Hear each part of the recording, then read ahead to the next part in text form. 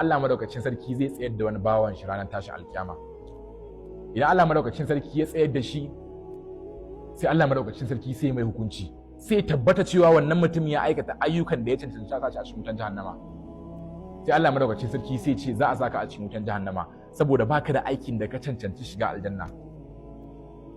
Sai wannan bawan ya juya, Allah madaukakin sarki ya ce mala'iku su dauke shi sashi a cikin wutan jahannama. Wannan bawan idan ya juya sai ya rinka tafiya yana juyowa yana kallon Allah. Idan ya tafiya sai ya juyo ya kalli Allah. Sai Allah madaukakin sarki sai ya ce a kawo shi. Sai ce ya kai bawana me yasa kake juyowa kana kallo na? Sai ce ya Allah ba abin da na tsammace ba wannan nayi tsammani da gurinka ba abin da nayi tunani da gurinka ba kenan, ba abin da nayi tsammani zaka min ba kenan. Sai Allah madaukakin sarki sai ce me ka tsammata daga gare ni? Sai ce nayi tsammanin duk yawan laifuffuka na kai mai yafiya ne, nayi tsammanin duk saban da na ma kai mai tausayi ne, nayi tsammanin duk abubuwan da nayi da baka so kai mai yafiya ne kuma kai mai tausayi ne kuma kai mai yafi zunubai ne.